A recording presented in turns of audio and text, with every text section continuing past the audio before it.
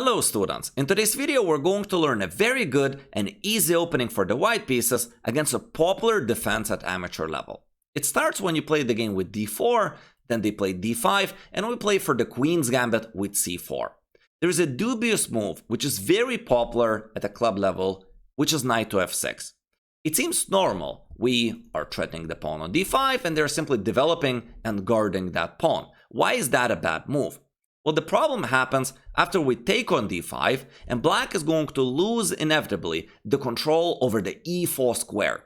And when they do that, we will be able to punish them by taking over the central squares and installing the second pawn right there in the middle of the board. Most of the time they will take with the knight. Let's briefly take a look at queen capture. Over here we can play knight to c3, not only hitting the queen, but also getting a good grip on the square e4. For now, they could pin us and prevent us from playing e4, as the knight isn't really guarding the pawn, but after you play bishop to d2, you're unpinning yourself and preparing the move e4, which will likely come next. Now let's take a look at the most popular move here by black, which is knight takes d5. As I have mentioned, they're losing the control over e4, and we right away are able to establish magnificent central control. From here, they have two choices, either go b6 or f6. f6 is slightly more popular, but b6 is slightly bit better. We'll take a look at both. From here, we're going to be playing the best moves for the white pieces, or near objectively the best, but at the same time, threatening all sort of traps. So first of all, we play bishop to d3. If black takes this pawn on d4 with the queen, we have a nasty discovery attack against the queen. Black is in check and the queen is under attack, and black loses the game as they lose the queen. Most of the time your opponents will play e6 if they do not fall for the trap. Here I recommend keeping the pawn on d4 not protected and simply playing knight to c3.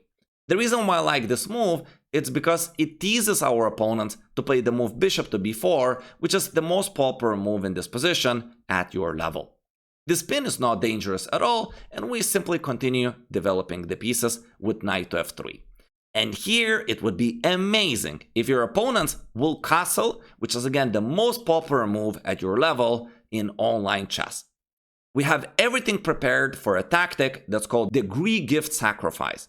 It starts when we play the move e5 to win space on the king side and deflect the knight, which is an excellent protector of the black's king. And after it moves to d5, we have everything set up in order to continue attacking the black's king with a sacrifice on h7. After they take on h7, we can give a check, it's protected by the bishop, and at the same time we're preparing the queen movement to h5. If they go to g8, we go to h5, threatening mate in 1, and usually our opponents go rook to e8, and there's this popular sequence of moves. This is like the Beatles, the classical finish of that sacrifice. And after just a few moves, we're going to be checkmating the black's king. After the check on h5, a slightly bit better move for black would be not to move back and allow queen h5, but rather move the king to g6, where they look at the square h5.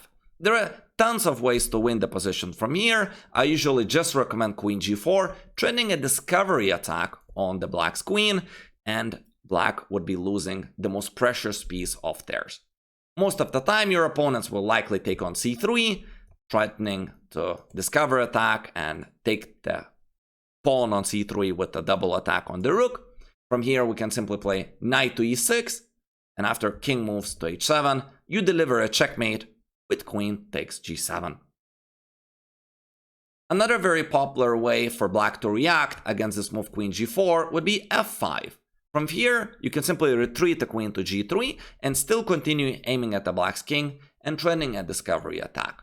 If they, for example, move the queen to e7 in order not to walk into the knight's attack against the queen, we could play queen h4 and threatening deadly attacks with the moves like queen h7, which would end up in a checkmate. White is completely winning.